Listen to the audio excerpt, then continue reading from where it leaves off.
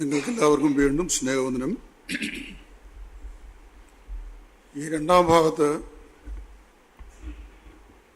ഇവിടെ സംസാരിക്കണം എന്നുള്ള നിലയിൽ സഹോദരൻ ജെയ്സൺ എന്നെ ഏൽപ്പിച്ചിരിക്കുന്ന ഈ വിഷയം അല്പം അപകടം പിടിച്ച ഒരു വിഷയമാണ്. അപകടം പിടിച്ചതെന്ന് ഞാൻ പറഞ്ഞതിൻ്റെ കാരണം, എല്ലാ വിഷയങ്ങളും സംസാരിക്കാൻ നമുക്ക് സ്വാതന്ത്ര്യമുണ്ടെങ്കിലും എല്ലാ വിഷയങ്ങളും ഒരുപോലെ അക്സെപ്റ്റ് ചെയ്യപ്പെടണം എന്നില്ല. അദ്ദേഹം പറഞ്ഞത് ട്രഡീഷൻ ആൻഡ് ക്രിസ്ത്യൻ ലിവിങ്, പാരമ്പര്യവും ക്രിസ്തീയ ജീവിതവും എന്നുള്ള വിഷയം ഞാൻ എടുക്കണം എന്നാണ് പറഞ്ഞത്. 1 മണിക്കൂർ സമയം കൊണ്ട് ആ സബ്ജക്റ്റ് എടുക്കാൻ ഒക്കത്തില്ലെന്നുള്ളത് സഹോദരൻ ജെയ്സനും അറിയാം, എനിക്കും അറിയാം. അതുകൊണ്ട് ഞാൻ അതിൻ്റെ വളരെ അത്യാവശ്യമായ നിലയിൽ നമ്മുടെ ഇടയിലേക്ക് കുടിയേറിയിട്ടുള്ള പാരമ്പര്യങ്ങളെക്കുറിച്ച് മാത്രമേ ഇന്നത്തെ ക്ലാസ്സിൽ ഒന്ന് ടച്ച് ചെയ്തു പോകാനായിട്ട് സാധിക്കുന്നുള്ളൂ. പിന്നെ ഏതെങ്കിലുമൊക്കെ സമയം നമുക്ക് അവസരം ലഭിച്ചാൽ അത് പിന്നെ നമുക്ക് ഡീറ്റെയിൽ ആയിട്ട് പഠിക്കും. ഈ പാരമ്പര്യം എന്ന് പറഞ്ഞാൽ എന്താണ് എന്ന് നമ്മൾ ആദ്യം മനസ്സിലാക്കണം. അതായത് പരമ്പരാഗതമായി ചിന്തിച്ചു വരുന്നൊരു വിശ്വാസം, ആചാര രീതികൾ, സ്വഭാവ രീതികൾ എന്നിവകൾക്ക് പ്രത്യേകമായ അർത്ഥവ്യാപ്തി നൽകി അല്ലെങ്കിൽ പ്രാധാന്യം നൽകി അവയെ ഒരുപോലെ പിന്തുടരുന്ന സമ്പ്രദായത്തെയാണ് പാരമ്പര്യം എന്ന് പറയുന്നത്.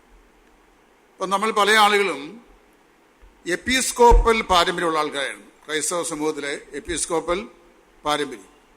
ഈ എപ്പിസ്കോപ്പൽ പാരമ്പര്യം എന്ന് പറയുമ്പോൾ നമുക്ക് സാധാരണ അറിയാം, അതൊരു പൗരോഹിത്യ വ്യവസ്ഥതയിൽ അധിഷ്ഠിതമായിരിക്കുന്ന പാരമ്പര്യമാണ്.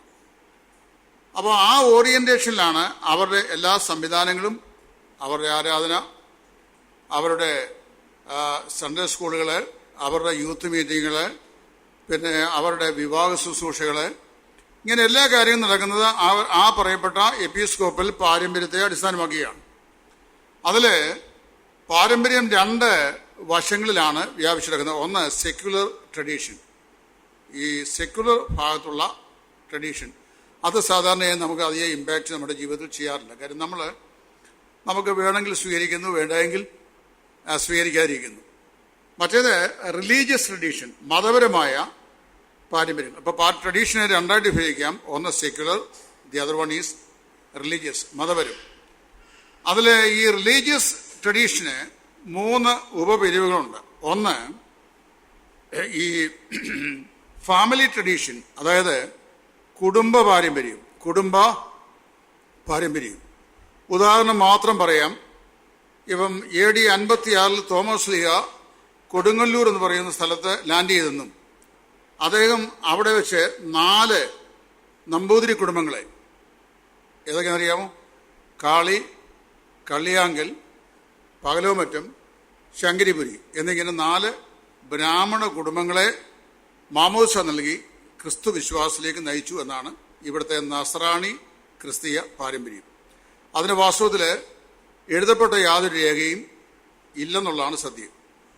ഞങ്ങളൊക്കെ റോബിൻ ബോയ്ഡ് എന്ന് പറയുന്ന പ്രശസ്തനായിരിക്കുന്ന ഈ സറാംപൂർ യൂണിവേഴ്സിറ്റി കോളേജിൻ്റെ ഹിസ്റ്ററി ഡിപ്പാർട്ട്മെൻറ്റിൻ്റെ ഹെഡ്, അദ്ദേഹത്തിൻ്റെ എഴുതിയിട്ടുള്ള ഇന്ത്യൻ ചർച്ച് ഹിസ്റ്ററി, അതൊക്കെയായിരുന്നു ഞങ്ങളുടെ ടെക്സ്റ്റ് ബുക്ക്. അതിനകത്ത് എഴുതപ്പെട്ട പാരമ്പര്യമൊന്നുമില്ല. AD 3-ാം നൂറ്റാണ്ട് വരെയുള്ള നമ്മുടെ കേരളത്തിലെ പ്രാചീന കേരളത്തിൻ്റെ സാംസ്കാരിക മതപരമായ ചരിത്ര സംക്ഷേപങ്ങൾ താളിയോല ഗ്രന്ഥങ്ങളിലാണ് സൂക്ഷിച്ചിരിക്കുന്നത്. അത് ചിലതൊക്കെ നമ്മുടെ ഇവിടുത്തെ ഈ കൊട്ടാരത്തിലുണ്ട്. ഈ ട്രിവാൻഡ്രം കൊട്ടാരത്തിലുണ്ട്. ചിലത് നമ്മുടെ ഹിസ്റ്റോറിക്കൽ മ്യൂസിയത്തിനകത്തുമുണ്ട്. നമുക്കത് തൊടാനും ഒന്നും പറ്റിയില്ല. കാര്യം അതെല്ലാം പഴയ കാലത്ത് പൊടിഞ്ഞിരിക്കുന്ന സാധനങ്ങളാണ്. അപ്പോൾ അതുകൊണ്ട്, എന്നാൽ അതിൻ്റെ എല്ലാം സിറോക്സ് കോപ്പികളൊക്കെ നമുക്കിവിടെ ധാരാളം അവൈലബിൾ ആണ്. അപ്പോൾ ഇവിടെ ഈ കുടുംബ പാരമ്പര്യത്തിനകത്ത് ഈ 4 കുടുംബങ്ങളിൽ നിന്നാണ് ഈ ക്രിസ്ത്യൻസ് ഇവിടെയൊക്കെ ഉണ്ടായതെന്നുള്ള പാരമ്പര്യം. അതിലേക്ക് ഇപ്പം ഞാൻ പോകുന്നില്ല, കാര്യം ഇപ്പോൾ ഇവിടെ നിൽക്കരുത്, വിഷയം പറയാൻ വന്നു കഴിഞ്ഞാൽ. അതുകൊണ്ടാണ് അതിൽ ഈ 4 കുടുംബങ്ങൾ തന്നെ ഏറ്റവും ശ്രേഷ്ഠമായി പറഞ്ഞു കേൾക്കുന്ന പകലോമറ്റം കുടുംബമാണ്. പകലോമറ്റവും പിന്നെ കാളി, കള്ളിയാങ്കിൽ, ശങ്കരിപുരി, പകലോമറ്റം. അതിൽ പകലോമറ്റം, കള്ളിയാങ്കിൽ കുടുംബങ്ങളെയാണ് പിന്നെ കൂടുതലും പറഞ്ഞു കേൾക്കുന്നത്. മറ്റേത് എനിക്കറിയാൻ വയ്യ, അതവിടെ നിൽക്കട്ടെ. മറ്റേത് സോഷ്യൽ ട്രഡീഷനാണ്, അതായത് സാമൂഹ്യപരമായിരുന്ന പാരമ്പര്യം.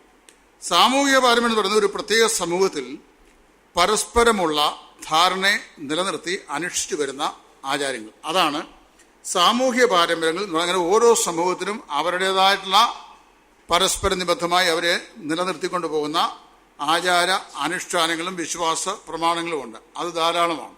ഇപ്പോൾ ഹൈന്ദവ പശ്ചാത്തലത്തിൽ അവരുടെ ഒരുപാട് ഐതിഹ്യങ്ങൾ ഇതൊക്കെ ഇതിനോട് ബന്ധപ്പെട്ട് പരമ്പരാഗതമായി തന്നെ പഠിപ്പിക്കുന്നുണ്ട്. നമുക്കത് ഐതിഹ്യം, അവർക്കത് ദൈവികം, അങ്ങനെയാണ് ചെയ്യുന്നത്. അപ്പോൾ അതൊക്കെ വളരെ ബുദ്ധിയോട് കൈകാര്യം ചെയ്യണം.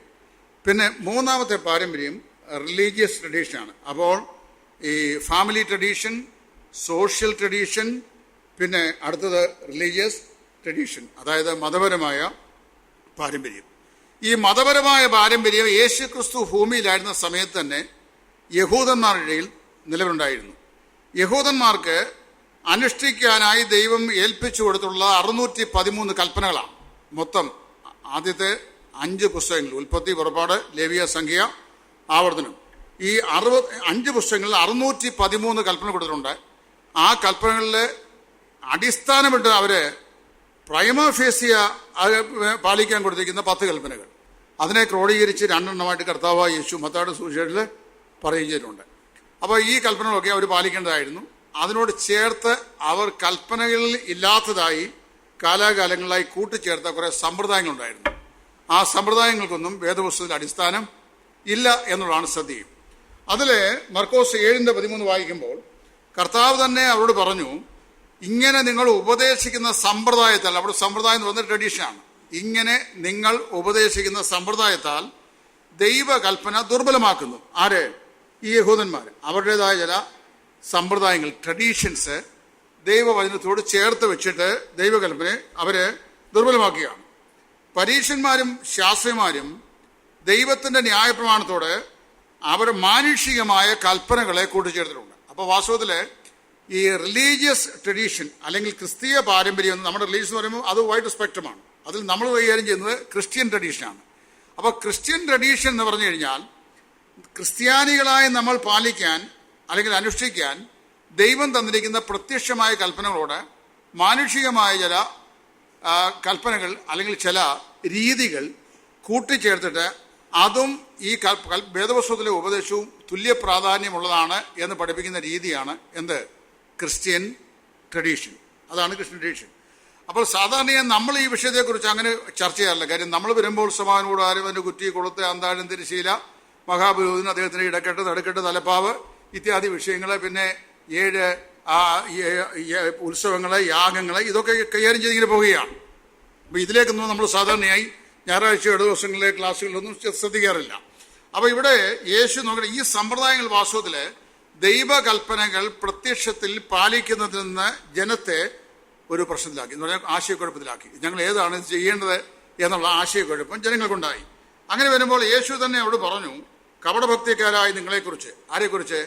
യഹൂദന്മാരെക്കുറിച്ച്. കപടഭക്തിക്കാരായ നിങ്ങളെക്കുറിച്ച് യെശയ്യാവ് പ്രവചിച്ചത് ശരി, ഈ ജനം ആദരം കൊണ്ട് എന്നെ ബഹുമാനിക്കുന്നു, എന്നാൽ ഹൃദയമെങ്കിൽ നിന്ന് ദൂരത്ത് അകന്നിരിക്കുന്നു.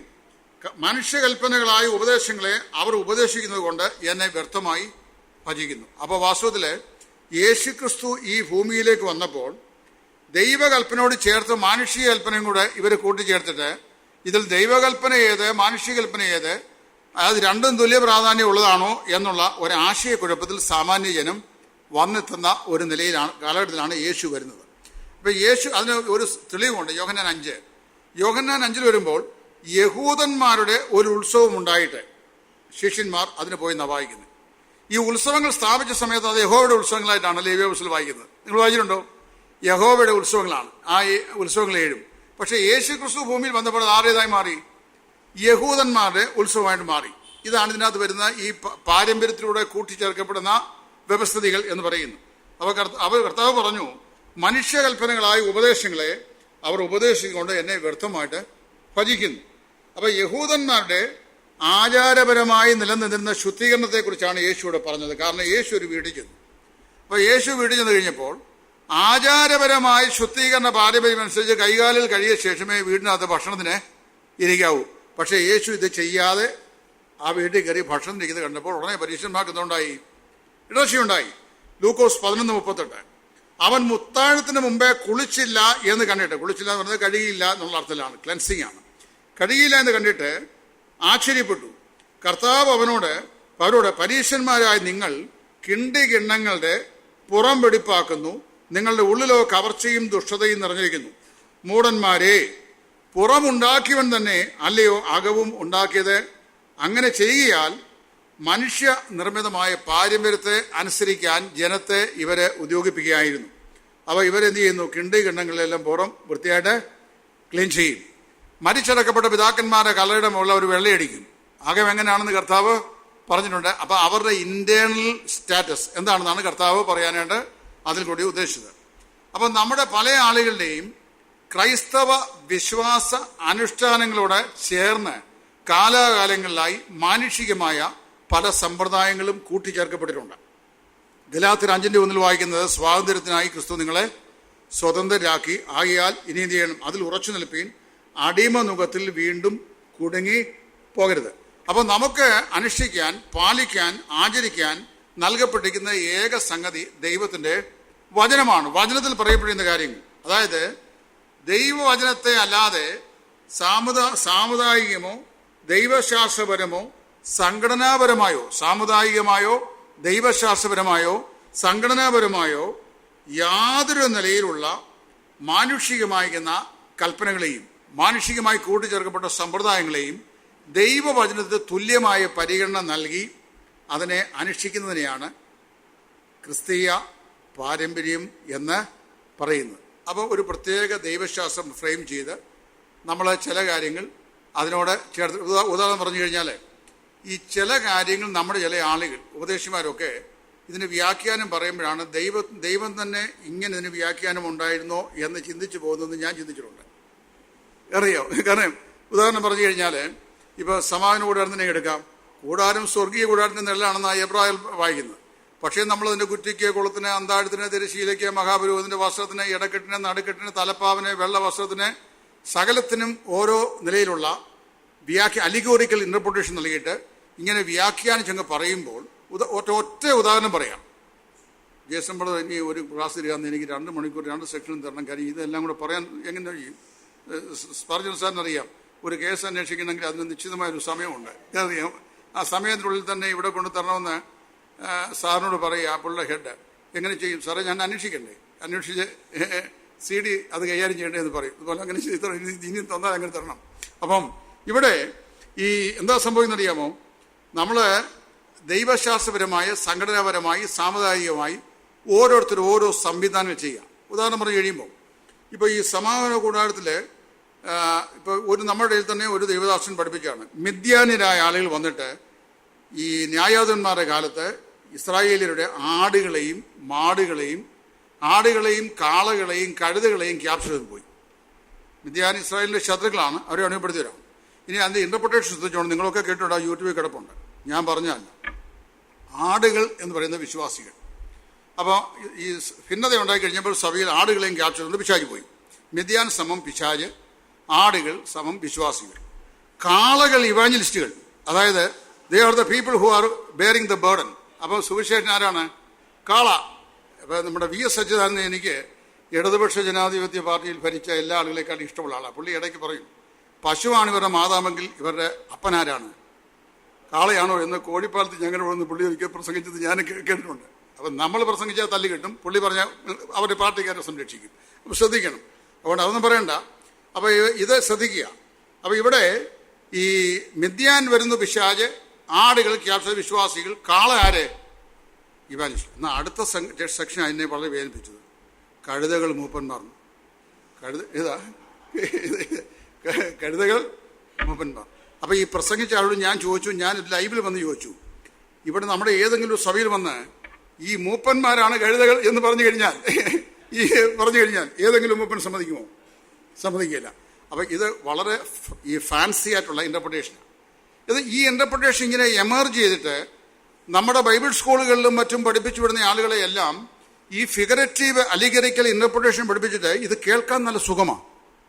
ഇപ്പോൾ തന്നെ യാക്കോബിൻ്റെ ഭാര്യയായിരുന്ന റാഹേലിന് ഏറിയ നാളുകളിലേക്ക് മക്കളുണ്ടായിരുന്നില്ല. അവൾ മച്ചിയായിരുന്നു. അങ്ങനല്ലേ ആൻറ്റി വായിക്കുന്നത്? ജെയിംസ് അങ്കിളിൻ്റെ ആൻറ്റി മച്ചിയായിരുന്നു. She was barren. മറ്റേ സ്ത്രീ ആര്? ലിയയ്ക്ക് മക്കളുമുണ്ട്. അപ്പോൾ ഈ മക്കളുണ്ടായി കഴിഞ്ഞപ്പോൾ ഇവൾ റാഹേൽ എന്ന് ലിയയോട് പറഞ്ഞു, നിന്റെ മകൻ രൂബേൻ കഴിഞ്ഞ ദിവസം വയലിൽ നിന്ന് പിറക്കിക്കൊണ്ട് വന്നിരിക്കുന്ന ദൂതായി പഴങ്ങളിൽ ചിലത് എനിക്ക് തരണം. ഇതിന്റെ വ്യാഖ്യാനം നമ്മുടെ ദേവദാസൻ പഠിപ്പിച്ചെന്നറിയാവോ? She was not satisfied with Jacob the past night. അപ്പൊ ആ തലേ രാത്രി ജേക്കബ് ഈ റാഹേലിനോട് കഴിയായിരുന്നു. But she was not happy to that. She wanted the mandrake, അതായത് ദൂതായിപ്പഴം, മാൻഡ്രേക്ക് ദ ക്രൈസ്റ്റ്, അതായത് ക്രിസ്തു ആകുന്ന മാൻഡ്രേക്കിനെ വേണം. അപ്പം ഞാൻ ഇതിനെക്കുറിച്ച് സ്റ്റഡി ചെയ്തു. പത്തനംതിട്ട കാതോലിക് കോളേജിന്റെ ബോട്ടണി ഡിപ്പാർട്ട്മെന്റ് ഹെഡായിരുന്ന ഡോക്ടർ മാത്യു ഡിഹാനും മകൻ രണ്ടുപേരും ഡിപ്പാർട്ട്മെന്റ് ഹെഡാണ്. അവരെ പലസ്തീനിൽ പോയി ഇസ്രയേൽ രാജ്യത്ത് 1 വർഷം താമസിച്ച് വേദപുസ്തകത്തിലെ സസ്യങ്ങൾ എന്ന് പറയുന്ന പുസ്തകം എഴുതിയിട്ടുണ്ട്. ആ പുസ്തകത്തിനകത്ത് ബൈബിൾ പരാമർശിക്കുന്ന മുഴുവൻ പുസ്തകങ്ങളുടെയും ബോട്ടണിക്കൽ സ്റ്റഡി ചെയ്തിട്ടുണ്ട്. ആധികാരിക ഗ്രന്ഥമാണ്, നിങ്ങൾ വായിച്ചോണം. ആ പുസ്തകം ഞാൻ വായിച്ചു. ഞാൻ അവരെയും വിളിച്ച് സംസാരിച്ചു. കാര്യം പബ്ലിക്കിൽ പറയുമ്പം എനിക്ക് അതോറിറ്റി വേണ്ടേ. അപ്പം അവർ ഇതിനെക്കുറിച്ച് മാൻഡ്രേക്ക് എന്താണെന്ന് പറഞ്ഞിട്ടുണ്ട്. മാൻഡ്രേക്ക് എന്ന് പറയുന്നത്, ഇവർക്ക് മക്കളില്ല. യഹൂദന്മാരുടെ ഇടയിൽ ഒരു വിശ്വാസം ഉണ്ടായിരുന്നു. ഈ യഹൂദ വയൽ വരമ്പുകൾ നമ്മുടെ ഇവിടുത്തെ പഴയ കാട്ടുകരുതി പോലെ പടർന്നു കിടക്കുന്ന, കാട്ടുവെള്ളരി പോലെ കിടക്കുന്ന ഒരു പഴമാണ്. അതിൻ്റെ പൂക്കൾക്ക് ഒരു പ്രത്യേക വശീകരണ ശക്തിയുണ്ട്. ഈ പഴം കഴിച്ചു കഴിഞ്ഞാൽ അതിൻ്റെ മെഡിസിനൽ പ്രയോജനം എന്ന് പറഞ്ഞാൽ, വൈദ്യശാസ്ത്രപരമായ പ്രയോജനം എന്ന് പറഞ്ഞാൽ പ്രൊഫ്യൂസ് ഇജാക്കുലേഷൻ ഉണ്ടാവും. ഇപ്പം നമ്മൾ സാധാരണ ഇവിടുത്തെ ഒരു ഫിസീഷ്യനെ കാണുക, പുരുഷന്മാർക്ക് കുഞ്ഞുങ്ങളുണ്ടാകുന്നില്ല. അപ്പോൾ അവരുടെ ഈ സ്പേം കൗണ്ടിനെയൊക്കെ അവർ നന്നായിട്ട് നോക്കും. ഇത്ര മില്യൺ കൗണ്ട് ഉണ്ടെങ്കിൽ മാത്രമേ സാധാരണ പ്രഗ്നൻസി പോസിബിൾ ആകുള്ളൂ. ഇതൊക്കെ പറയുന്നതിന് കുഴപ്പമില്ല. പണ്ട് ഇതൊക്കെ പറയുന്ന തടസ്സമുണ്ടായിരുന്നു. ഇപ്പോൾ ഇതെല്ലാം പഠിപ്പിക്കാമെന്നാണ് പറഞ്ഞത്. അപ്പം അതുകൊണ്ട് ഈ പ്രൊഫ്യൂസ് ഇജാക്കുലേഷൻ അത് കൗണ്ട് പ്രിസ്ക്രിപ്ഷനാണ് ഈ റാഹേൽ ഗർഭിണിയാകത്തെന്നാണ് നമ്മുടെ വിശ്വാസം. അപ്പം ഈ പഴം കഴിച്ചു കഴിഞ്ഞാൽ it helps the profuse ejaculation whereas the women will be conceived. ഇതാണ് കൺസെപ്റ്റ്. പക്ഷേ എൻ്റെ വ്യാഖ്യാനറിയാമോ, ഈ she was not happy with Jacob, she had the night past, but she wanted the mandrake the Christ. ക്രിസ്തു ആകുന്ന മാൻഡ്രേക്ക്. എന്തു dangerous interpretation എന്നറിയാമോ? അപ്പോൾ ഇത് കേൾക്കുമ്പോൾ നമുക്ക് സുഖം തോന്നും. അപ്പം ഇങ്ങനെയുള്ള ഒരുപാട് കാര്യങ്ങൾ പഠിപ്പിച്ചിട്ട് ഈ വരും തലമുറകളല്ലേ ഇത് തന്നെ ഇങ്ങനെ ക്യാപിറ്റൽ ചെയ്തുകൊണ്ടിരിക്കുകയാണ്. അപ്പോൾ അത് വരുമ്പോൾ കേൾക്കാൻ സുഖകരമാണ്. വല്ലാത്തൊരു ആത്മീക ആകർഷത്വമുണ്ടെന്ന് തോന്നിപ്പോകും ഈ അലീകരിക്കൽ ഇന്റർപ്രിട്ടേഷൻ. അപ്പോൾ ഇങ്ങനെയുള്ള സമ്പ്രദായങ്ങൾ ഇവർക്കും ഉണ്ടായിരുന്നു. അങ്ങനെ ഈ മതനിയമവാദികളായ യഹൂദന്മാർ അങ്ങനെയുള്ള പല കാര്യങ്ങളിൽ അതിലൊന്നാണ് ഈ കൈ കഴുകുക, കാല് കഴുകുക, ഭക്ഷണം മുമ്പ് കഴുകുക. ഇതൊക്കെ ദിവസം 3 വട്ടം പ്രാർത്ഥിക്കുക, ആഴ്ചയിൽ ദിവസം 3 പ്രാവശ്യം പ്രാർത്ഥിക്കുക, പിന്നെ പതാരം കൊടുക്കുക. ഇങ്ങനെയുള്ള ഒരുപാട് സംഗതികളുണ്ട്. ഇതെല്ലാം ഫ്രം ടൈം ടു ടൈം ഇവരിലേക്ക് ആഡ് ചെയ്തിട്ടുള്ള പാരമ്പര്യങ്ങളാണ്. കൽപ്പനയ്ക്കകത്ത് ഡയറക്റ്റ് ഇതൊന്നും പറഞ്ഞിട്ടുമില്ല. അതുപോലെ തന്നെ നമ്മുടെ ഇടയിലേക്ക്, അതായത് ക്രിസ്തീയ വിഭാഗങ്ങളിൽ 1824 അയർലൻഡിലെ ഡബ്ലിൽ ആവിർഭവിച്ച പ്രസ്ഥാനമാണ് നമ്മുടെ പ്രസ്ഥാനം. ഇത് ആവിർഭവിച്ചപ്പോൾ ഉണ്ടായിരുന്ന 4 പിന്നീട് ആഡ് ചെയ്യപ്പെട്ട 3 7 പേരെയും കൊണ്ട് വളർന്ന ഈ പ്രസ്ഥാനം ഇന്ന് ലോകം മുഴുവനുണ്ട്. അങ്ങനെ വന്ന ഈ പ്രസ്ഥാനത്തിലും കാലാകാലങ്ങളിലായി അറിഞ്ഞുകൊണ്ടോ അറിയാതെയോ ദൈവകൽപ്പിതങ്ങളല്ലാത്ത ചില പാരമ്പര്യങ്ങൾ അല്ലെങ്കിൽ നമ്മൾ അനുഷ്ഠിച്ചു വരുന്ന ചില കാര്യങ്ങൾ ഇതിനകത്ത് എമർജ് ചെയ്തിട്ടുണ്ട്.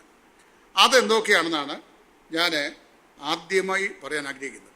ഇപ്പോൾ ക്രൈസ്തവ സഭായർ തന്നെ പഠിക്കുമ്പോൾ നമുക്ക് ഈ ക്രൈസ്തവർ പൊതുവെ അംഗീകരിച്ചുള്ള 6 പാരമ്പര്യങ്ങളുണ്ട്. എല്ലാ ക്രൈസ്തവരും, അതായത് പ്രൊട്ടസ്റ്റന്റുകാരും കാത്തലിക്സും എല്ലാം പൊതുവെ അംഗീകരിച്ചിരിക്കുന്ന 6 പാരമ്പര്യങ്ങളിൽ ഒന്നാണ് സെപ്പറേറ്റഡ് ടൈം, വേർതിരിക്കപ്പെട്ട സമയം. അപ്പോൾ ആഴ്ചയുടെ ഒരു ദിവസം ആരാധനയ്ക്കായിട്ട് നമ്മൾ വേർതിരിക്കുന്നു. ആ ദിവസം ആണ്ടുതോറും എന്ത് ചെയ്യുന്നു? ആണ്ട് മുഴുവൻ നമ്മൾ എന്ത് ചെയ്യുന്നു? ആരാധിക്കുന്നു. അപ്പം നമുക്കൊരു റോങ് ഇംപ്രഷൻ കിട്ടി. Sunday is the only day which is designated for worship. ആരാധന എന്ന് മാത്രമേ ആകാവൂ, ഞായറാഴ്ച മാത്രമേ ആകാവൂ. Separated time. അങ്ങനെ വേദപുസ്തകം കേട്ടില്ല. ആഴ്ചവട്ടത്തിൻ്റെ 1-ാം നാൾ ഒരു അപ്പം നുറുക്കാൻ കൂടി വന്നു എന്നൊരു സ്റ്റേറ്റ്മെന്റ് ഈ പ്രവൃത്തി 20-7 പറഞ്ഞിട്ടുണ്ട്. ഇനി 2, ഹോളി പ്ലേസ് അല്ലെങ്കിൽ സെപ്പറേറ്റഡ് പ്ലേസ്, ആരാധനയ്ക്കായി കൂടി വരുന്നൊരു പ്രത്യേക സ്ഥലം. ഇപ്പം നമ്മുടെ തിരുമല അസംബ്ലി, ഇത് നമ്മൾ ആരാധനയ്ക്കായിട്ട് കൂടി വരുന്ന സ്ഥലമാണ്. എന്നാൽ ആദിമകാലത്തെ, പ്രത്യേകിച്ച് ആദ്യത്തെ 3 നൂറ്റാണ്ടുകളിൽ ആരാധനയ്ക്ക് വേണ്ടി വേർതിരിക്കപ്പെട്ടൊരു പ്രത്യേക സ്ഥലം ഉണ്ടായിരുന്നില്ല. കാര്യം റോമ ചക്രവർത്തിമാരുടെ ഭരണകാലമാണ്. ആ കാലഘട്ടങ്ങളിൽ അങ്ങനെ ഒരു സ്ഥലം സെപ്പറേറ്റ് ഉണ്ടായിരുന്നു. അവർ വീടുകൾ തോറും കൂടുകയും പിന്നെ പ്രാർത്ഥിക്കുകയും സ്തോത്രം ചെയ്യുകയും ദൈവത്തെ ആരാധിക്കുകയും അപ്പം നുറുക്കുകയും ബഹുജനത്തെ ഉപദേശിക്കുകയും ചെയ്തു എന്നാണ് വായിക്കുന്നത്. അപ്പോൾ ഒരു സെപ്പറേറ്റഡ് പർട്ടിക്കുലർ പ്ലേസ് നമുക്കില്ല. ഇനി 3, ഈ ആചാരങ്ങളും അനുഷ്ഠാനങ്ങളും. അതിൽ എപ്പിസ്കോപ്പൽ സഭകൾക്ക് ഇതിനെ അവർ സാധാരണ ഇതിനെ സാക്രമെന്റ് എന്നാണ് പറയുന്നത്. കൂദാശകൾ സാക്രമെന്റ് എന്ന് പറയുന്നു. അത് ആദ്യത്തെ സാക്രമെന്റ് എന്ന് പറയുന്നത് മാമോദിസയാണ്. വിശുദ്ധ മാമോദിസ. ഏറ്റവും ഒടുവിലത്തെയാണ് അന്ത്യകൂദാശ. അത് നിങ്ങൾ കേട്ടിട്ടുണ്ടോ? ചില ആൾ പറഞ്ഞിട്ടുണ്ട് അന്ത്യകൂദാശയും സുബോധത്തോട് കൊണ്ടുവച്ചാ പോയെന്ന്. അപ്പോൾ അതിൻ്റെ അർത്ഥം എന്നാ? അന്ത്യകൂദാശയും സുബോധത്തോടെ സ്വീകരിച്ചാ പോയെന്ന് പറഞ്ഞാൽ അതിൻ്റെ അർത്ഥം മുമ്പുള്ള ഒന്നും സുബോധമില്ലാതാണ് കൈക്കൊണ്ടുവന്ന് വേണേൽ ഒരു വ്യാഖ്യാനം പറയാം. അപ്പോൾ അവർക്ക് 7 സാക്രമെന്റ്സുകളുണ്ട്, കൂദാശയുണ്ട്. എന്നാൽ നമുക്ക് 2 അനുഷ്ഠാനങ്ങളുണ്ട്. ഏതൊക്കെയാണ്? സ്നാനവും കർത്താവിൻ്റെ മേശയുടെ ആചരണമായി തിരുവത്താഴവും. പിന്നെ അത് കഴിഞ്ഞാൽ ഉള്ളത് വ്യക്തിഗത ജീവിതത്തിലെ ആരാധനയും ധ്യാനവും പ്രാർത്ഥന ശിക്ഷണം. അത് ഗ്രൂപ്പ് ചേർന്നോ ഒറ്റയ്ക്കോ.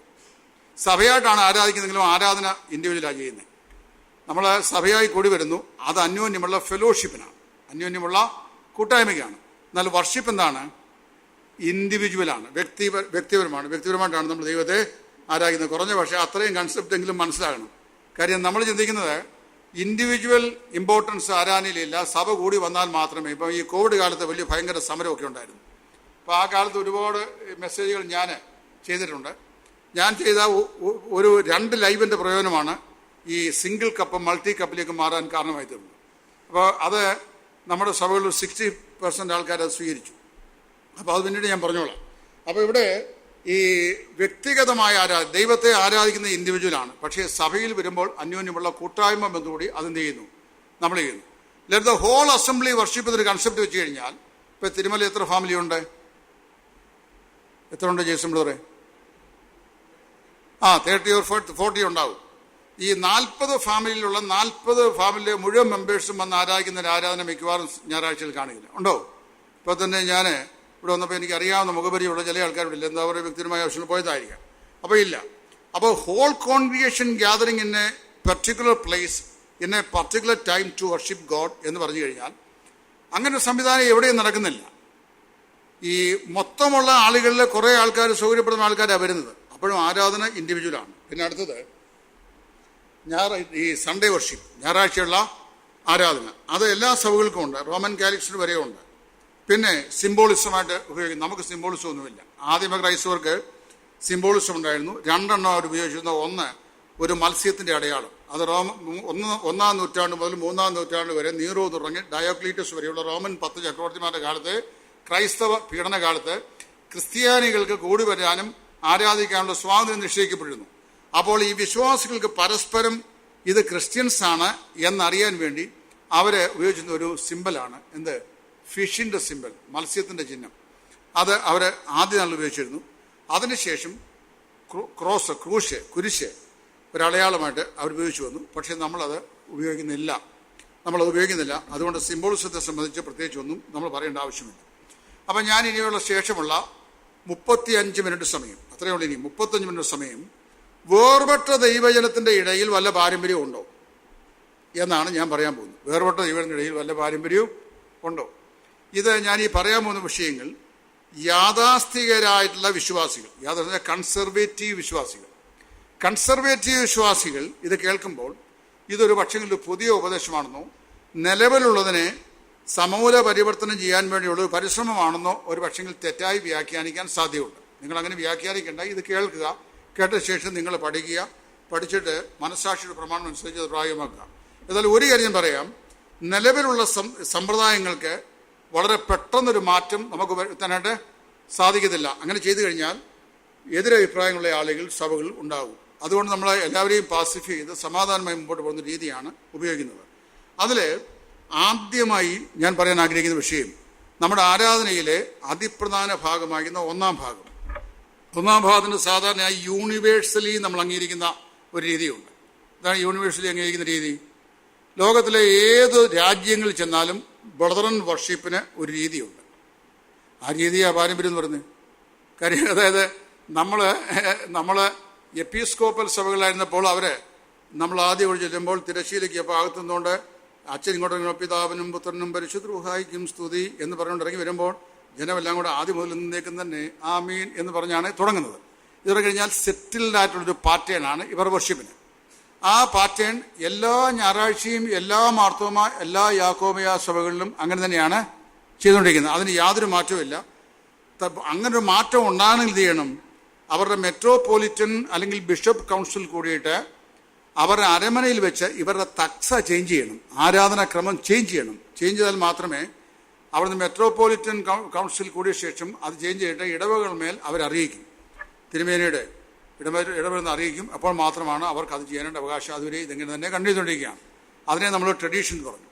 അങ്ങനെയാണെങ്കിൽ ഞാൻ സ്വാഭാവികമായി ചോദിക്കാൻ ആഗ്രഹിക്കുന്ന ഒരു വിഷയം, നമ്മുടെ ആരാധനയിൽ നമ്മൾ കൂടി വരുമ്പോൾ സാധാരണയായി ഒരു ഓപ്പണിംഗ് പ്രെയർ, ഇത് കഴിഞ്ഞാൽ 2 പാട്ട് അല്ലെങ്കിൽ 3 പാട്ട്, ഇത് കഴിഞ്ഞ് കഴിഞ്ഞാൽ ഒരു സങ്കീർത്തന വായന. അത് ദൈവകൃപയാൽ ഇന്നിവിടെ ഞാൻ കണ്ടില്ല. കാരണം പിന്നെ ഞങ്ങളുടെ ഇവിടെയൊക്കെ ഇത് വായിച്ചില്ലെങ്കിൽ അതിൻ്റെ പേരിൽ പ്രയാസമുണ്ട്. അപ്പം അത് സങ്കീർത്തനം എന്തുകൊണ്ട് വായിച്ചില്ല എന്നുള്ള ക്വസ്റ്റ്യൻ അറിയാവോ? അപ്പോൾ അതിൻ്റെ പേരിൽ വഴക്കുണ്ടായ ഒരു സമയം ഞങ്ങളുടെ സഭയിലേക്ക് ഉണ്ടായി. കാരണം സങ്കീർത്തനം വായിക്കാൻ പറഞ്ഞു പോയത്. ഈ നമ്മൾ വായിക്കുന്ന ഈ 150 സങ്കീർത്തനമേ അല്ല ആദിവ സഭകളിൽ സഭ കൂടിയുമ്പോൾ ഉണ്ടായിരുന്ന വിഷയങ്ങൾ. അവിടെ വന്ന നിങ്ങൾ കൂടി വരുമ്പോൾ ഒരുവന് സങ്കീർത്തനം, ഒരുത്തനെ പ്രവചനം, ഒരുത്തനെ പ്രവചനങ്ങളുടെ വ്യാഖ്യാനം, മറ്റൊരുത്തനെ വിവിധ ഭാഷകൾ, വേറൊരുവന് ഭാഷകളുടെ വ്യാഖ്യാനം. അപ്പോൾ ശ്രദ്ധിക്കണം, ഇവിടെ ഞാൻ പറയാൻ പോകുന്ന വിഷയം അപ്പോൾ ഈ സങ്കീർത്തനം എന്ന് പറഞ്ഞാൽ അവർ സഭ കൂടി വരുമ്പോൾ ഒരാൾക്ക് പെട്ടെന്നൊരു സങ്കീർത്തനം ലഭിക്കുക. പണ്ട് ഈ കാതിക വിഭാഗത്തിൽ നിന്ന് YSK സാറിനൊക്കെ അറിയാം, സാർ എഴുതിയിട്ടുണ്ട്. കാതിക വിഭാഗത്തിൽ നിന്ന് ഒരാൾ രക്ഷിക്കപ്പെട്ടു നമ്മുടെ സഭ വന്ന് ആ പുള്ളി കുറച്ചാഴ്ച കഴിഞ്ഞപ്പോൾ എല്ലാവരും ആരാധനയ്ക്കുള്ള ചിന്ത പറയുന്നു.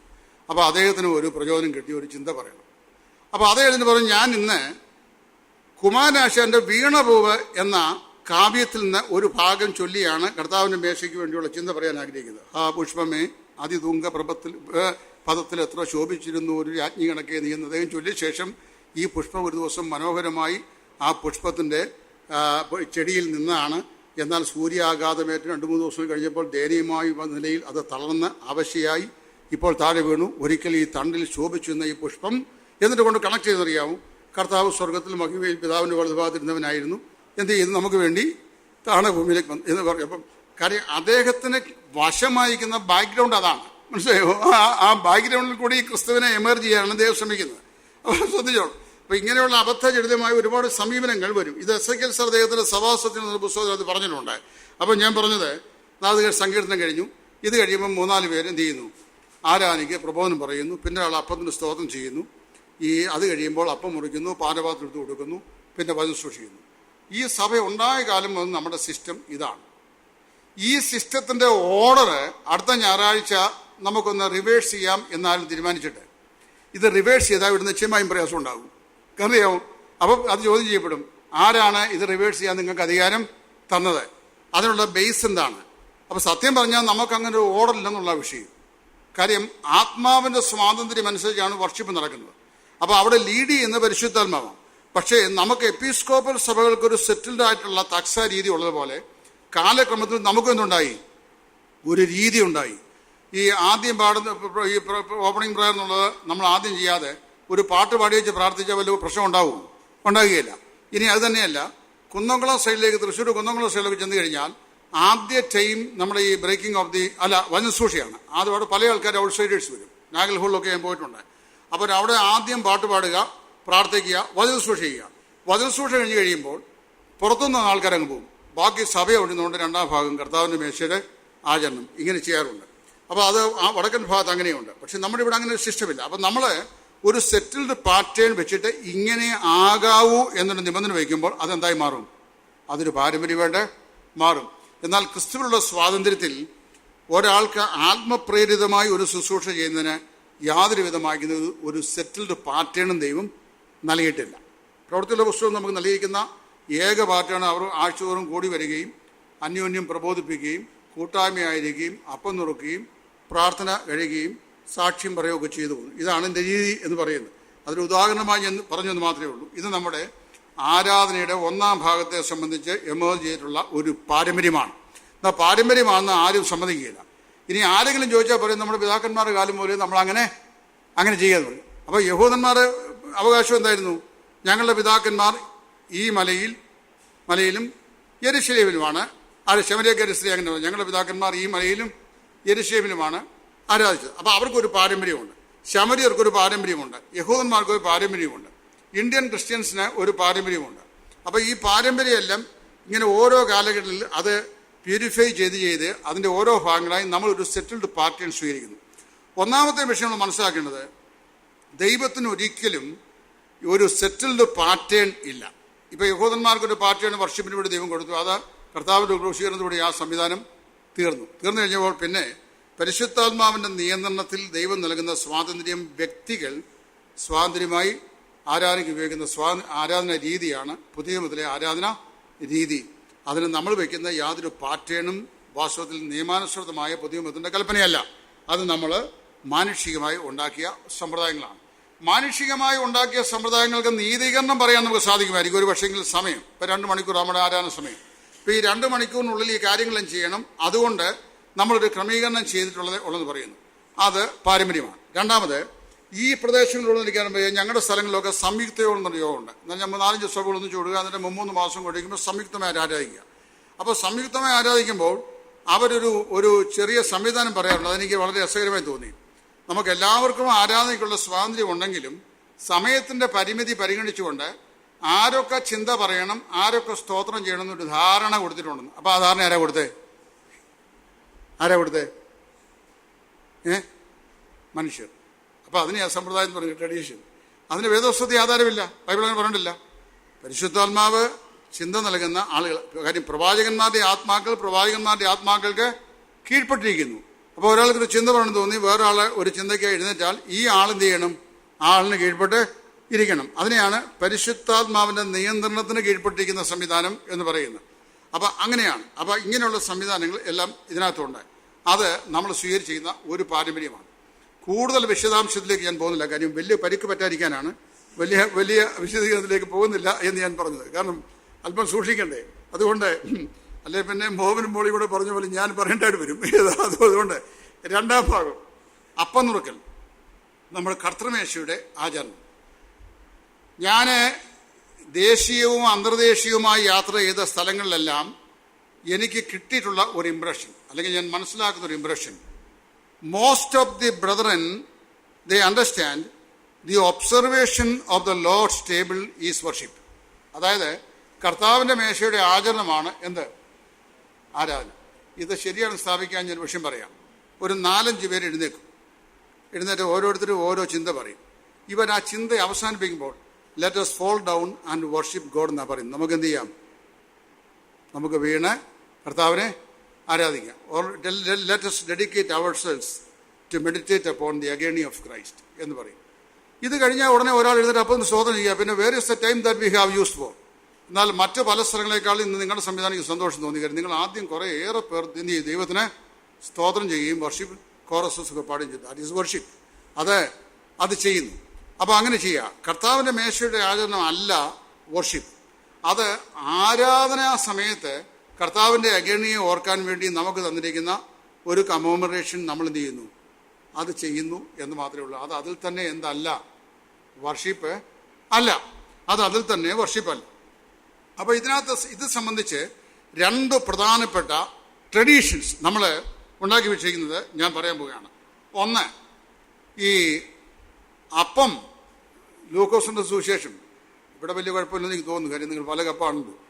അപ്പോൾ ഇത് ഞാൻ പഠിപ്പിച്ചപ്പോൾ എന്നെ വിപരീത ഉപദേശകൻ വരെ തുടർച്ചയായിട്ട് ഇതിനകത്ത് ഇട്ടിട്ട് ഞാൻ ബ്രദറൻ സഭയെ മൊത്തമായി ഓർത്തഡോക്സിലേക്ക് കൊണ്ടുപോകാൻ വേണ്ടി ഡ്രൈവ് ചെയ്യുകയാണെന്നൊക്കെ എനിക്കെതിരായിട്ട് എഴുതി.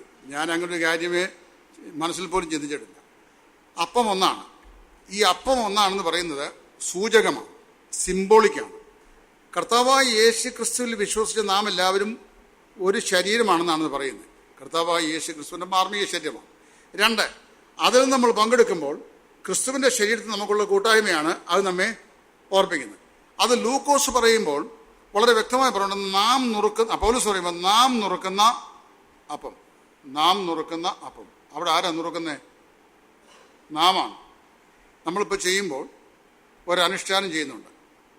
അത് അതിനുവേണ്ടി നിയോഗിച്ച ഏതെങ്കിലും സഹോദരന് അത് മുറിച്ചു കൊടുക്കുന്നു. അത് തെറ്റാണെന്ന് ചോദിച്ചാൽ അതിനും വാസ്തവത്തിൽ വേദവസ്തുതി ആധാരമില്ല. ആധാരം എവിടെ നിന്ന് അറിയാവും? യോഹന്നാൻ 13 അവൻ സെഹിയോൻ മാളിമുറിയിൽ കർത്താവായ യേശു ക്രിസ്തുവിൻ്റെ അറസ്റ്റിന് മുമ്പ് പെസഹ ആചരണത്തിനായി ഒരുക്കി ശിഷ്യന്മാരുമായി അവിടെ വരുമ്പോൾ യേശു എന്ത് ചെയ്തു? യേശു അപ്പം എടുത്ത് നുറുക്കി ശിഷ്യന്മാർക്ക് കൊടുത്തു. ഇത് ആരുടെ ആചരണമായിരുന്നറിയാമോ? നിങ്ങൾ പറ. യഹൂദന്മാരുടെ പെസഹയുടെ ആചരണം. ഇനി അതെന്താണെന്ന് മനസ്സിലാക്കുവാൻ ഈഡർഷെയിം എന്ന് പറയുന്ന പ്രശസ്തനായിരുന്ന ഒരു യഹൂദ റബ്ബായുണ്ട്. വലിയ പണ്ഡിതനാണ്, ന്യായപ്രമാണപണ്ഡിതനാണ്. അതേ എഴുതിയിട്ടുള്ള ദ ടെമ്പിൾ എന്ന് പറയുന്നൊരു പുസ്തകമുണ്ട്. ആ പുസ്തകം അദ്ദേഹം തന്നെ എഴുതിയിട്ടാണ് the Jewish manners and customs. ഇതെല്ലാം അതേ എഴുതിയിട്ടുള്ള പുസ്തകമാണ്. ഈ പുസ്തകങ്ങൾ വായിച്ചാൽ നന്നായിട്ട് മനസ്സിലാകും. യഹൂദന്മാരുടെ എല്ലാ ഭക്ഷണമേശയിലും അവർ ആഹാരം കഴിക്കുമ്പോൾ ഈ വൈകിട്ടത്തെ അത്താഴം അവർക്ക് വളരെ പ്രധാനപ്പെട്ടതാണ്. ഈ അത്താഴത്തിന് അപ്പനും അമ്മയും മക്കളും കൂടെ ഒന്നിച്ച് അവർ ടേബിളിന് ചുറ്റും ഇരിക്കും. അപ്പൻ ആദ്യം ഒരപ്പം എടുത്തിട്ട് ദൈവത്തിന് സ്തോത്രം ചെയ്തിട്ട് മുറിച്ച് എന്ത് ചെയ്യും? അവർ കൊടുക്കും. ഇതേ പാർട്ടിയാണ് കർത്താവ് ഈ കർത്താവിൻ്റെ മേശയുടെ ആചരണത്തിലും ചെയ്തത്. അത് ചെയ്ത ശേഷം എന്നിട്ട് പറഞ്ഞു, ഞാൻ വരുമ്പോൾ എൻ്റെ ഓർമ്മയ്ക്കായി നിങ്ങൾ ഇതിൽ നിന്ന് എന്ത് ചെയ്യും? തിന്നുവീൻ അല്ലെങ്കിൽ കൊടുപ്പീൻ എന്ന് പറഞ്ഞു. അത് കർത്താവ് കാണിച്ചെന്ന ഈ ഇൻസ്റ്റിറ്റ്യൂഷൻ്റെ സ്ഥാപനമാണ്. എന്നാൽ ആ സ്ഥാപനത്തിൻ്റെ ഉപദേശം നൽകിയിരിക്കുന്നത് യോഹന്നാന്റെ സുവിശേഷത്തിലല്ല. അതെവിടെയാണ്? കൊരിന്ത്യർക്ക് എഴുതിയ 1-ാം ലേഖനത്തിലാണ്. അവിടെ പറയുമ്പോൾ നാം നുറുക്കുന്ന അപ്പം ക്രിസ്തുവിൻ്റെ ശരീരത്തിൻ്റെ കൂട്ടായ്മയല്ലയോ? അപ്പോൾ എന്ത് ചെയ്യാം? നാം നുറുക്കുന്നു. അതിൻ്റെ ഓരോ ഭാഗവും നമ്മൾ എന്ത് ചെയ്യുന്നു? നുറുക്കുന്നു. അങ്ങനെ ഒരു പാർട്ടിയാണ് നമ്മൾ ഇതുവരെയും ചെയ്യുന്നില്ല. ഒരു സഭയിൽ മാത്രം ഞാൻ കഴിഞ്ഞിടയ്ക്ക് പോയപ്പോൾ ഈ ബണ്ണ് അങ്ങനെ തന്നെ പാത്രത്തിൽ വെച്ചിട്ട് ഓരോരുത്തർക്കും പാസ് ചെയ്യുന്നു, ഓരോരുത്തരും മുറിച്ച് എന്ത് ചെയ്യുന്നു? ഭക്ഷിക്കുന്നു. അവിടെ ആരും മുറിച്ചു കൊടുത്തില്ല. അത് ഞാൻ കണ്ടു. അതെനിക്ക് അല്പം കൂടെ ഒരു വ്യത്യസ്തമായ നിലപാടായിട്ട് തോന്നി. അപ്പം ഞാൻ ചിന്തിച്ചത് ഞങ്ങളുടെ അവിടെ കാണുവാൻ പ്രശ്നം ഉണ്ടായിനി. കാര്യം മുറിക്കേണ്ട ഒരാൾ അപ്പം ഇങ്ങനെ മുറിച്ച്, അപ്പം നാമാണ് മുറുക്കുന്നത്. അതല്ലാതെ ഒരാളും ഇല്ലാണ്ട് ഒരു കാർമ്മികൻ അതിനുവേണ്ടി ഇത് മുറിച്ചു കൊടുക്കാൻ വേണ്ടി നിയോഗിതനാകണം എന്നൊരു ഉപദേശം പുതിയ നിയമത്തിൽ എവിടെയും പറഞ്ഞില്ല. ഉണ്ടെങ്കിൽ കാണിച്ചാൽ ഞാൻ സ്വീകരിക്കാൻ തയ്യാറാണ്. ഏത് ആളുകൾ പറഞ്ഞു തന്നാലും അംഗീകരിക്കാൻ മനസ്സുള്ള മനുഷ്യനാണ് ഏത് ഉപദേശവും ചെയ്യും. അപ്പോൾ അങ്ങനെയില്ല, നാം നുറുക്കുക. ഇനി രണ്ടാമത്തത് പാനപാത്രം. പാനപാത്രത്തെക്കുറിച്ചായിരുന്നു ഏറ്റവും വലിയ പ്രശ്നം പാനപാത്രമാണ്. അതിൽ സിംഗിൾ കപ്പ് വാദികളും മൾട്ടിപ്പിൾ കപ്പ് വാദികളും 2 ഗ്രൂപ്പാണ് ഉണ്ടായത്. ഇത് രൂക്ഷമായി വന്നത് കോവിഡ് കാലഘട്ടത്തിലാണ്. കോവിഡ് വന്നപ്പം പലർക്കും ഈ കോവിഡ് വൈറസ് സാധാരണ നിലയിൽ ഇങ്ങനെ ഒക്കെ വരാൻ സാധ്യതയുള്ളതുകൊണ്ട് പല ആളുകൾ ഇങ്ങനെ വിമർശപ്പെട്ടിരുന്നപ്പോൾ എന്നോട് ചോദിച്ചു, ഞാനിപ്പോൾ പറയാൻ പോകുന്ന വിഷയം ഒരു പക്ഷേ ഈ പ്രോട്ടോകോൾ അനുസരിച്ച് ശരിയാണെന്ന് എനിക്കറിയാൻ വയ്യ, സ്പർജൻ സാർ എന്നെ വേണേൽ തിരുത്താം. ഇപ്പോൾ എന്നോടൊരാൾ പറഞ്ഞതാണ്, എൻ്റെ ഫാമിലി ഒരു പോലീസ് ഉദ്യോഗസ്ഥനുണ്ടായിരുന്നു, അത് അങ്ങ് റിട്ടയർമെൻ്റായി മരിച്ചും പോയി. അപ്പോൾ അദ്ദേഹം പറഞ്ഞു, ചില പ്രധാനപ്പെട്ട കേസുകൾ എന്ന് പറഞ്ഞാൽ രാഷ്ട്രീയ സ്വാധീനമുള്ള കേസുകൾ വരുമ്പോൾ ആ കേസിൻ്റെ അന്വേഷണ ചുമതല ഒരു പോലീസുകാരനെ ഏൽപ്പിക്കും. അത് ശരിയാണെന്ന് എനിക്കറിയാം. എന്നോട് അദ്ദേഹം പറഞ്ഞ കാര്യം അത് ഈ പെൻഷനാകാൻ അധികം മാസം ഇല്ലാത്ത ഒരാളെ പെൻഷനായി റിട്ടയർമെൻറ്റിന് വേണ്ടി അധികം കാലമില്ലാത്ത ആളിന് അദ്ദേഹത്തെ നേർച്ച കോഴി എന്നാണ് അറിയപ്പെടുന്നത്. അറിയാമോ? അപ്പോൾ ഇത് അന്വേഷിച്ച് ഈ കേസ് കേസെല്ലാം അന്വേഷിച്ച് CD ഉണ്ടാക്കി വരുമ്പോഴത്തേക്ക് ആളും ചെയ്യും. ആളങ്ങ് റെസിഗ്നേഷൻ ചെയ്തപ്പോൾ പിന്നെ അദ്ദേഹത്തിന് ഇതുമായിട്ട് യാതൊരു ബന്ധവും ഇല്ല. അടുത്ത അദ്ദേഹത്തിൻ്റെ സ്ഥാനത്തേക്ക് വരുന്ന ഓഫീസർക്കാണ് ഇതിൻ്റെ ബാക്കി ഫയൽ കൈകാര്യം ചെയ്യേണ്ട നിബന്ധന വരുന്നത്. കാര്യം ഇതൊരു വലിയ രാഷ്ട്രീയ പ്രാധാന്യമുള്ള സ്വാധീനമുള്ള കേസുകളാണ്. അല്ലാത്തതിനൊന്നും പ്രശ്നമില്ല, അല്ലാത്തൊക്കെ കൈകാര്യം ചെയ്യാം. അപ്പം ഇവർ ഇങ്ങനെ നേർച്ചക്കോഴിയെ കണ്ടെത്തും. അപ്പോൾ ഇതുപോലെ ഉപദേശ വിഷയങ്ങൾക്കും നമ്മുടെ ഈ പഠിപ്പിക്കാൻ പ്രാപ്തരായ പല ആളുകളും ഇങ്ങനെ കാര്യങ്ങൾ പറയാറില്ല. അതിന് നേർച്ചക്കോഴികളായി എന്നെ പോലെയുള്ള ഏതെങ്കിലും 1-2 ആളുകൾ എന്ത് ചെയ്യും? വന്നിട്ട് ഇത് പറയും. കാര്യം നമുക്കധികം വേദികളില്ലാത്തതുകൊണ്ട് പറയാമല്ലോ. അപ്പോൾ ഇത് നേരെ പറയാം. അപ്പോൾ ഇവിടെ ഈ സിംഗിൾ കപ്പ് വിവാദം വന്നു. അപ്പോൾ പറയുക കർത്താവ് പറഞ്ഞു ഈ പാനപാത്രം ലൂക്കോസിന്റെ സുവിശേഷങ്ങൾ വായിക്കണം. 3 സുവിശേഷം എഴുതപ്പെട്ടിട്ടുണ്ട്. അവിടെ എടുത്തപ്പോൾ അവിടെ തന്നെ അത്താഴം കഴിഞ്ഞ ശേഷം അവൻ പാനപാത്രം എടുത്തു. ഇത് അനേകരുടെ പാപം കൊണ്ട് മോചനത്തിന് വേണ്ടി ചൊരിയപ്പെടുന്ന പുതിയ നിയമത്തിൽ എൻ്റെ രക്തം, ഞാൻ വരുമ്പോൾ ഇതെന്ന് കുടിപ്പീൻ. അത് ലൂക്കോസ് ഒരു വൈദ്യനായിരുന്നു, ഒരു ചരിത്രകാരനുമായിരുന്നു. ലൂക്കോസ് ഒരു ഡോക്ടറുമാണ്, അതേസമയത്ത് ആരാണ്? ചരിത്രകാരനാണ്. മറ്റു സുവിശേഷന്മാർ പറയാത്ത കാര്യം യേശു ക്രിസ്തുവിൻ്റെ ക്രൂശീകരണത്തിൽ ബന്ധപ്പെട്ട് ലൂക്കോസ് പറഞ്ഞിട്ടുണ്ട്. ഈ പടയാളിയിൽ ഒരുവൻ യേശു മരിച്ചു കഴിഞ്ഞെന്ന് അറിയാൻ വേണ്ടി കുന്തം കൊണ്ട് യേശുവിൻ്റെ മാൽ കുത്തി. അപ്പോൾ രക്തവും വെള്ളവും പുറപ്പെട്ടു വന്നു എന്നാണ് എഴുതുന്നത്. അപ്പോൾ ആ ഭാഗം ലൂക്കോസ് വളരെ വ്യക്തമായി ഗ്രീക്കിൽ എഴുതിയിട്ടുണ്ട്. മലയാളത്തിൽ അത് സ്പഷ്ടമല്ല. അതെന്നറിയാമോ? Blood mingled with stains water oozed out of his breast എന്ന് എഴുതിയിരിക്കുന്നത്. എന്ന് പറഞ്ഞു കഴിഞ്ഞാൽ നമ്മുടെ ഈ ഹൃദയം സ്ഥിതി ചെയ്യുന്നത് പെറികാർഡിയം എന്ന് പറയുന്ന ഒരു ചർമ്മസഞ്ചിയിലാണ്. അതിനകത്ത് 2 to 3 ounce കളർലെസ് സെക്രീഷൻ ഉണ്ട്. ഈ സെക്രീഷനാണ് ഹാർട്ടിൻ്റെ പാൽപിറ്റേഷൻ അതിനെ നിയന്ത്രിക്കുന്നത്. അതങ്ങ് ഇഞ്ചക്ട് ചെയ്ത് മാറ്റി കഴിഞ്ഞാൽ ഹൃദയത്തിൻ്റെ മിടിപ്പ് ആ വലിയ പ്രശ്നമായിരിക്കും. ബ്രെയിനിലും കൊണ്ടൊരു ഫ്ലൂയിഡ് അങ്ങനെ. അപ്പം ഇവിടെ ഈ ചർമ്മസഞ്ചിയിൽ കിടക്കുന്ന ഈ ശ്ലേഷ്മ വസ്തുവിലാണ് ഹാർട്ട് കിടക്കുന്നതും അത് പമ്പ് ചെയ്യുന്നതും. അതിൻ്റെ ഓപ്പറേഷന് വേണ്ടി ദൈവം ചെയ്തതാണ്. അപ്പോൾ സ്പിയർ എഡ്ജ് എന്ന് ഈ ഹാർട്ടിനെ ടച്ച് ചെയ്തപ്പോൾ എന്താ സംഭവിച്ചു? ഈ പെറികാർഡിയം ബ്രേക്കായി. പെറികാർഡിയം ബ്രേക്കായിട്ട് ആ കുന്തമോന ഹാർട്ടിലേക്ക് ചെന്നപ്പോൾ ഹാർട്ടിലുണ്ടായിരുന്ന ബ്ലഡ് പെറികാർഡിയത്തിലുണ്ടായിരുന്ന ഈ സെക്രീഷനിലേക്ക് മിക്സ് ചെയ്തിട്ട് പുറത്തു വന്നു കഴിഞ്ഞപ്പോൾ ബ്ലഡും ഈ സെക്രീഷനും കൂടെ മിക്സ് ചെയ്താണ് പുറത്തേക്ക് രക്തവും വെള്ളവും പുറത്തു വന്നത്. അപ്പോൾ അത് എഴുതാൻ കാര്യം വെച്ചാൽ ഈ ലൂക്കോസ് ഒരു വൈദ്യനായിരുന്നു. അതുകൊണ്ട് അദ്ദേഹം മെഡിക്കൽ ടെർമിനോളജിയിൽ അത് പ്രൊസീജിയർ എന്താണെന്ന് മനസ്സിലാക്കാൻ എഴുതിയിരിക്കുക. എന്നാൽ യോഹന്നാൻ ഒരു സാധാരണക്കാരനായ ചെറുപ്പക്കാരനായിരുന്നു. പുള്ളി അത് അങ്ങനെ എഴുതിയിട്ടില്ല. മനസ്സിലായോ? അപ്പോൾ മത്തായി ചുങ്കക്കാരനായിരുന്നു. പുള്ളിയും എഴുതിയപ്പോൾ ഈ സംഭവം എഴുതിയിട്ടുണ്ട്, പക്ഷേ ഈ ടെർമിനോളജി എഴുതിയിട്ടില്ല. അപ്പോൾ അങ്ങനെയൊക്കെ ദൈവം ഓരോരുത്തരെയും കൊണ്ട് ഓരോന്ന് എഴുതിച്ചു വെച്ചേക്കുന്നത്.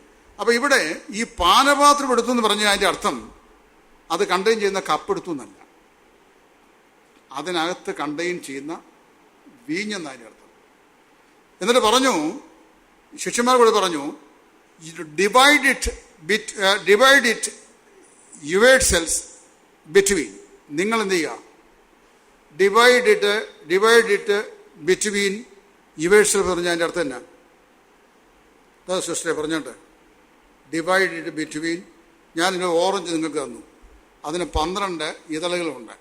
ഞാൻ അതിൽ പൊട്ടിച്ച ശേഷം ഒരു ഇതളും ഞാൻ എടുത്ത ശേഷം ബാക്കി 11 അത് നിങ്ങൾക്ക് തന്നിച്ച് പറഞ്ഞു, you divide it sisters between എന്ന് പറഞ്ഞാൽ അടുത്ത് തന്നെ നിങ്ങളെല്ലാവരും ഓരോ ഇതൾ കടിച്ച് പറിച്ച് തിന്നേച്ചാൽ അതിൻ്റെ അംശം ഒരാൾ അല്പം കടിച്ചു, അടുത്ത ആൾ അങ്ങനെ കൊടുക്കും എന്നാ പറഞ്ഞേ?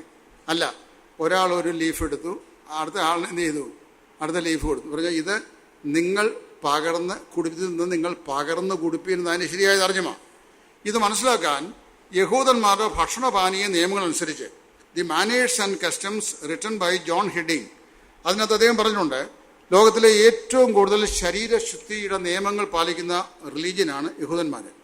അവരുടെ ഭക്ഷണത്തിനും വസ്ത്രത്തിനും കിടക്കയ്ക്കും പാർപ്പിടത്തിനും എല്ലാത്തിനും ശുദ്ധാശുദ്ധ നിയമങ്ങളുണ്ട്. സ്വന്തം അപ്പനും അമ്മയും കുടിക്കുന്ന ഗ്ലാസ്സിൽ നിന്ന് എന്ത് ചെയ്യില്ല? ഈ മക്കൾ കുടിക്കാൻ നിർബന്ധിക്കില്ല. അങ്ങനെ എനിക്ക് 2 പെമ്പിള്ളേരാണ്. അതിൻ്റെ ഇളയ മോള് അവിടെ ബെഡിൽ ആരും കിടക്കുന്ന അവൾക്ക് ഇഷ്ടമല്ല. അവൾ കുടിക്കുന്ന കപ്പ് എടുക്കുന്നത് ഞങ്ങളെടുത്താലും ഇഷ്ടമല്ല, പിന്നെ അവൾ ആ കപ്പ് കുടിക്കുകയില്ല. അപ്പോൾ ഞാൻ പറഞ്ഞു, മോളെ അതൊക്കെ തെറ്റാ, പക്ഷേ അങ്ങനെ അവൾ ഡിസിപ്ലിൻ ചെയ്യില്ല. അപ്പോൾ ഒരു സെപ്പറേറ്റ് സ്വഭാവം. യഹൂദന്മാർ അങ്ങനെയാണ്. അപ്പോൾ ഓരോ ഇൻഡിവിജ്വലിനും അവരുടെ ഫാമിലി ടേബിളിൽ സെപ്പറേറ്റ് കപ്പ് കാണും. നടുക്ക് ഒരു പാത്രം കാണും, അതിലാണ് പാനീയം വെച്ചിരിക്കുന്നത്. ഇതിൽ നിന്ന് ഓരോരുത്തരും അവരവർക്കുള്ളത് എന്ത് ചെയ്യും? ഒഴിച്ചിട്ട് കുടിക്കും. ഈ സെയിം പാറ്റേണാണ് കർത്താവ് അന്വേഷിക്കുന്നത്. എവിടെയെങ്കിലും കർത്താവ് ഒരു കപ്പെടുത്ത ശേഷം നിങ്ങളെല്ലാം നിന്ന് മൊത്തിക്കൊടുപ്പീൻ എന്ന് എഴുതിയായിട്ട് വായിച്ചിട്ടുണ്ടോ?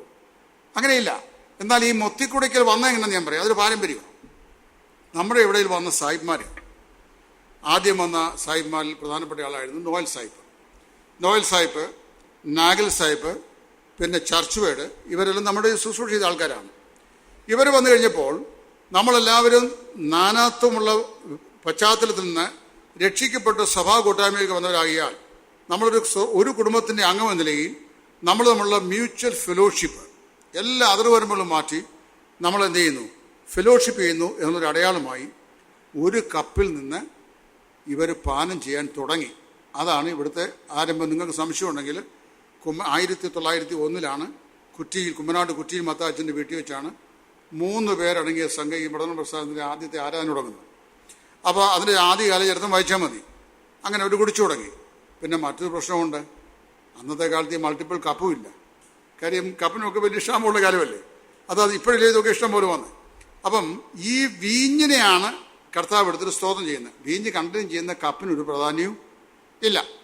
അപ്പോൾ വീഞ്ഞ് കണ്ടെയ്ൻ ചെയ്ത കണ്ടെയ്നർക്കല്ല, കണ്ടന്റിനാണ് പ്രാധാന്യത. അപ്പം നമ്മൾ സാധാരണ ഇവിടെ വടംവലി വരുന്നത് എന്തിനാണെന്നറിയാമോ? ഒറ്റ കപ്പയാകാവൂ. അപ്പം ഞാനൊരു ചോദ്യം ചോദിച്ചു. നമ്മുടെ കൺവെൻഷന്, കുമ്മനാട് കൺവെൻഷൻ, കോട്ടയം കൺവെൻഷൻ, ഈ കൺവെൻഷനൊക്കെ ഞാൻ കണ്ടിട്ടുണ്ട്. ഒരു 60 കപ്പുകൾ ഈ മേശയുടെ അടിയിൽ ഇങ്ങനെ അടി വെച്ചിട്ടുണ്ട്. 60 കപ്പ്. പിന്നെ വലിയ ബക്കറ്റിനകത്ത് കലക്കി വെച്ചിട്ടുണ്ട്. ഇത് ഒഴിച്ചു കൊടുക്കുമ്പോൾ 60 കപ്പുകളിലാണ് കൊടുക്കുന്നത്, ഏറ്റവും കുറഞ്ഞത്. അപ്പോൾ എത്ര കപ്പായി? 60ആയി. ഇനി വേറൊരു വിഷയം, ഒരു കപ്പിൽ നിന്ന് തന്നെ കുടിക്കണമെന്ന് നിർബന്ധം പിടിച്ചാൽ നമ്മുടെ ഈ തിരുവത്താഴം സിസ്റ്റേഴ്സിനും പിന്നെ പുരുഷന്മാർക്കും കൊണ്ട് 2 ഗ്ലാസ്സിനകത്ത് പകർന്നു കൊടുക്കും, അല്ലേ? അപ്പോൾ തന്നെ നിയമം ലംഘിച്ചില്ലേ? ഇല്ലയോ? അപ്പം ഒരു ഹോണിക്കൊന്ന് കുടിച്ച് എല്ലാവരും ഒരു ഗ്ലാസ്സിൽ തന്നെ കുടിക്കണം. ഹൈജീനിക്കിൽ പോലും ഇത് കോവിഡ് കാലത്ത് ഇത് ഇങ്ങനെ ചെയ്യുന്നു എന്ന് അറിഞ്ഞു കഴിഞ്ഞാൽ ഗവൺമെൻറ് സ്ട്രിക്റ്റ് ആക്ഷൻ എടുത്തിരിക്കും. അതിന് നമ്മളാരോടും പറയാൻ പോകാവുന്നതുകൊണ്ട് ആ പ്രശ്നം ഉണ്ടാകുന്നു. കാര്യം അതൊക്കെ പ്രശ്നമാണ്. പിന്നെ ഓരോ ന്യായങ്ങൾ ഇന്ന് വരെ ഇത് കുടിച്ച് ആർക്കും രോഗം വന്നിട്ടില്ല എന്നാര് പറഞ്ഞു? ഒരിക്കലും ജോണ്ടീസ് ഉണ്ടായിരുന്ന ഒരുത്തൻ്റെ കപ്പിൽ നിന്ന് ഞാൻ കുടിച്ചു, എനിക്ക് ജോണ്ടീസ് പിടിച്ചു. അപ്പോൾ കാര്യം ഞാൻ കുടിച്ചതാണ്. അപ്പം അദ്ദേഹത്തിന് ജോണ്ടീസ് ഉണ്ടായിരുന്നു, അദ്ദേഹം പറഞ്ഞില്ല. തൊട്ടടുത്തിരുന്ന് ഞാനത് വാങ്ങിച്ചു കുടിച്ചു, ഞാൻ ആഴ്ച ജോണ്ടീസ് ഉള്ളവനായി മാറി. അപ്പോൾ കാരണം വെച്ചാൽ ഈ പറയപ്പെട്ട സാധനം വീഞ്ഞ നമ്മളിത് സ്തോത്രം ചെയ്യുമ്പോൾ ഇതിന് യാതൊരു ട്രാൻസ്ഫോർമേഷനും സംഭവിക്കുന്നില്ല. ഉണ്ടോ? യാതൊരു, അതായത് ട്രാൻസ്സബ്സ്റ്റാൻസിയേഷൻ, അതാണ് റോമൻ കാത്തലിക്സ് പറയുന്നത്, അതായത് വസ്തു മാറ്റോപദേശം. അതിന് യാതൊരു മാറ്റവും വരുന്നില്ല. അതിനകത്ത് വൈറസ് ഉണ്ടെങ്കിൽ വൈറസ് അതിനകത്ത് തന്നെ ഉണ്ട്. ഒരാൾ ചെറിയെന്ന് കുടിച്ചു വരുമ്പോൾ അതിനകത്തൊരു വൈറസ് ഉണ്ടെങ്കിൽ ആ വൈറസ് അവിടെ ഉടൻ തന്നെ സ്തോത്രം ചെയ്തായതുകൊണ്ട് വൈറസ് അവിടെ വെച്ച് ചത്തുപോവുക എന്നൊരു സംവിധാനം ദൈവം വെച്ചിട്ടില്ല. കാര്യം ഇത് ബയോളജിക്കലായിട്ടുള്ള കാര്യങ്ങളാണ്. അപ്പം അതിനകത്ത് ആ വൈറസ് ഉണ്ടാവും.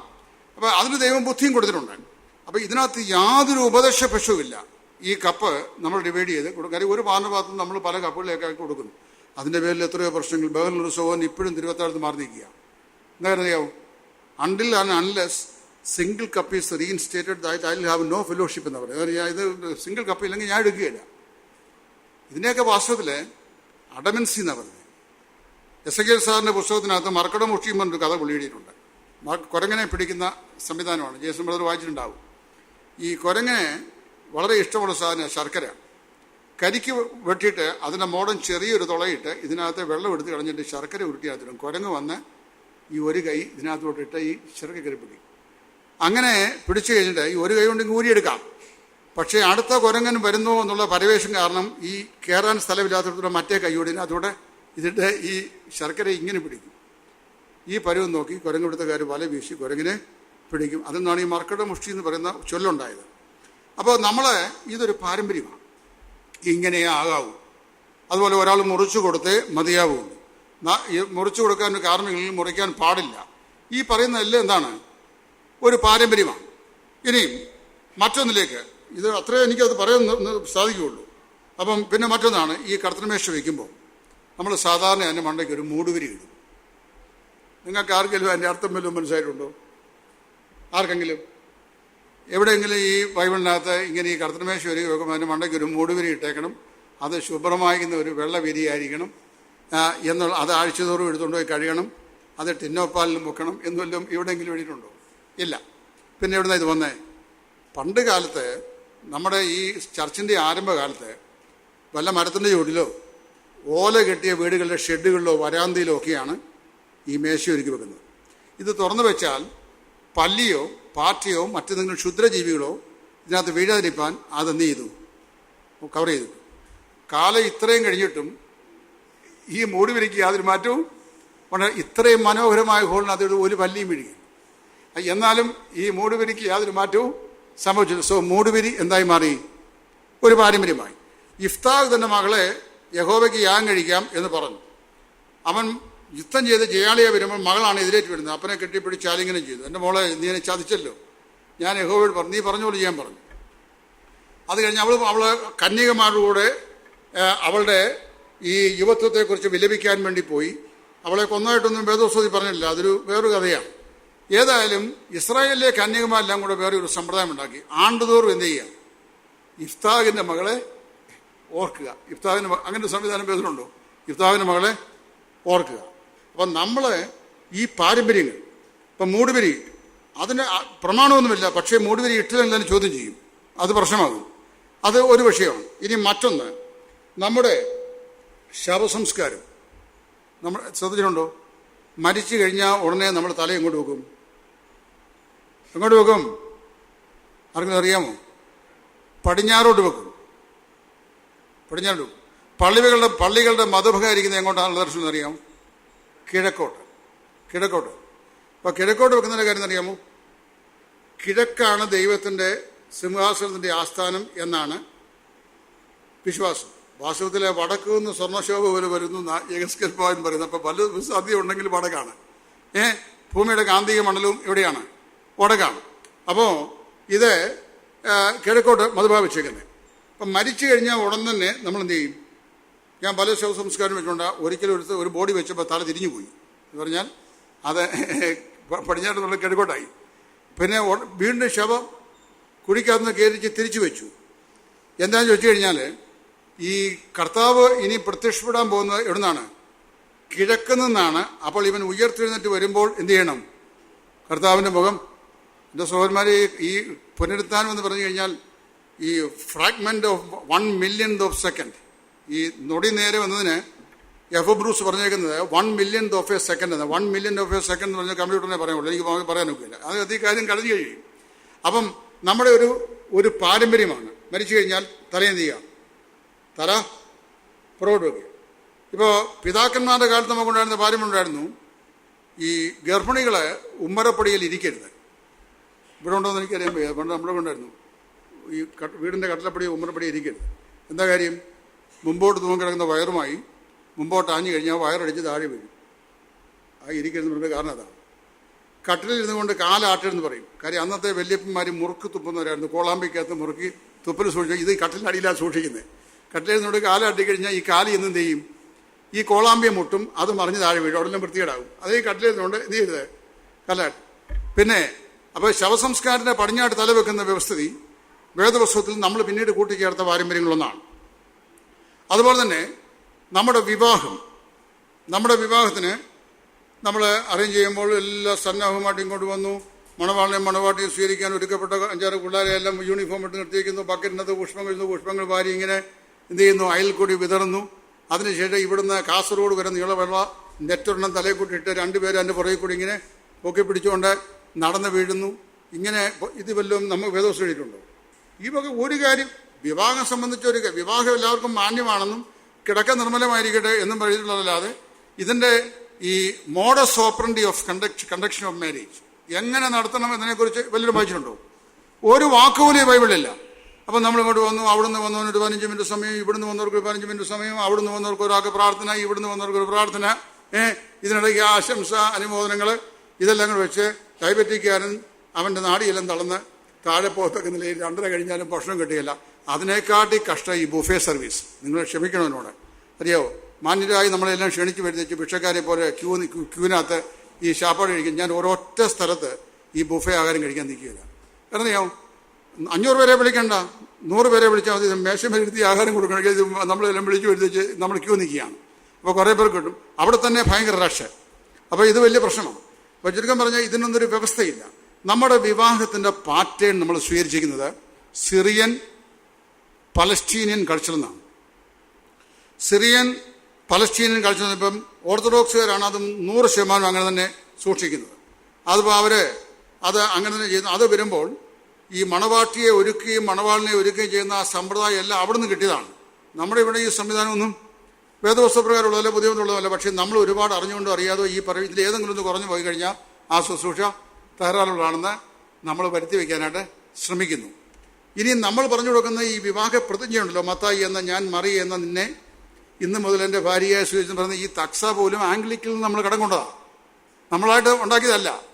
ഇംഗ്ലീഷുകാരുടെ റോയൽ ചർച്ചിൻ്റെ തക്സ, ചർച്ച് ഓഫ് ഇംഗ്ലണ്ട് തക്സയിൽ നിന്ന് മലയാളത്തിലേക്ക് കൺവേർട്ട് ചെയ്ത സാധനം. അത് പിന്നെ മിടുക്കന്മാരായ സുവിശേഷന്മാർ അവരുടെ അടുത്ത അവസരം കിട്ടത്തക്കൊണ്ട് അല്പം കട്ടി കൂടിയ ഇംഗ്ലീഷിൽ പറയും, ചിലർ കോമൺ ഇംഗ്ലീഷിൽ സംസാരിക്കും. ഇത്രയും തന്നെ വ്യത്യാസം. ആർക്കും മനസ്സിലാകാത്ത ഇംഗ്ലീഷ് ഭാഷയ്ക്കുള്ള പ്രത്യേകത അറിയാവും. അവനവനെ ഏത് നിലയിലും സംസാരിക്കാൻ കഴിയുന്ന സാഹിത്യ അഭിരുചിയും ഭംഗിയുള്ള ഭാഷയാണ് ഇംഗ്ലീഷ്. കടിച്ചാൽ പൊട്ടാത്ത പിന്നെ ഭാഷയെ സംസാരിക്കാം എന്ന് പറഞ്ഞാൽ, while I was perambulating in the street of London city, soon my perpendicularity became horizontality എന്ന് പറയാം. അത് കേട്ട് കഴിഞ്ഞാൽ ഇംഗ്ലീഷിലെ വലിയ ക്ലാസിക് ഇംഗ്ലീഷാണ്, സാധാരണക്കാരന് മനസ്സിലാകുകയില്ല. എന്നാൽ അത് സാധാരണക്കാരനോട് ഞാൻ പറയുമ്പോൾ while I went for the morning walk in the street of London city, I had a slip of leg and I fell down എന്ന് പറയുമ്പോൾ സാധാരണക്കാർക്ക് എന്ത് ചെയ്യും? മനസ്സിലാകും. അത് തന്നെയാണ് ഞാൻ മറ്റേ പറഞ്ഞത്. ഏതാ? മൈ പെർപെൻഡിക്കുലാരിറ്റി ബിക്കെയിം ഹൊറിസോണ്ടാലിറ്റി എന്ന് പറഞ്ഞത്. അപ്പോൾ ഇങ്ങനെ പറയാനുള്ള സൗകര്യമുണ്ടെന്ന് പറയുള്ളൂ. അപ്പോൾ വാസ്തവത്തിൽ ഈ വിവാഹത്തിനും എന്തില്ല, ഇപ്പോൾ പറയപ്പെട്ടിരിക്കുന്ന ഇതെല്ലാം നമുക്ക് നമ്മുടെ ഇടയിലേക്ക് നുഴഞ്ഞു കയറിയ പാരമ്പര്യങ്ങളാണ്. മറ്റെല്ലാം സംഗതിയാണ്. പിന്നെ എങ്ങനെ നടത്തണം അത് വേറെ ക്ലാസ് ഞാൻ പറയാം, അതിപ്പോൾ സമയമില്ലല്ലോ. പിന്നെ അത് കഴിഞ്ഞാൽ പിന്നെ ഈ ശവസംസ്കാരം, പിന്നെ വീട് കൂതാശയ്ക്ക് രാഹു ഗുളികൻ, സമയം പോലല്ലോ ഉദ്ദേശിക്കുന്നത്, രാഹു ഗുളികൻ നോക്കാത്ത വിശ്വാസികൾ വളരെ ചുരുക്കം. അതിൻ്റെ കഥ നിങ്ങളോട് പറയാൻ എനിക്ക് സമയമില്ല. ഇന്ദ്രപ്രസ്ഥത്തിൽ നിന്ന് ദേവന്മാരും അസുരന്മാരൂടെ വന്ന് പാലാഴി എന്ന് പറഞ്ഞ ഈ സമുദ്രം ഗോവർദ്ധന പർവ്വതം മത്തായും വാസുകി എന്ന് പറഞ്ഞ സർപ്പത്തെ കയറായിട്ട് ഉപയോഗിച്ച് കടഞ്ഞ് പാലാഴിയിൽ നിന്ന് അമൃതെടുത്തു. ഞങ്ങളുടെ വീട്ടിൽ പാല് തന്നുകൊണ്ടിരുന്നൊരു പെന്തക്കോസ്ത് വിശ്വാസി വെള്ളത്തിൽ പാല് ചേർത്താൽ തന്നുകൊണ്ടിരുന്നത്. അപ്പോൾ ഞാൻ ചായ ഇട്ട് അമ്മാനം പറയുമ്പോൾ ഞാൻ പറഞ്ഞു, എനിക്ക് വെള്ളം അല്പം ചേർക്കുന്നതിന് പ്രയാസമില്ല, പക്ഷേ വെള്ളത്തിൽ പാല് ചേർത്ത് തരേണ്ടെന്ന് ഞാൻ പറഞ്ഞു.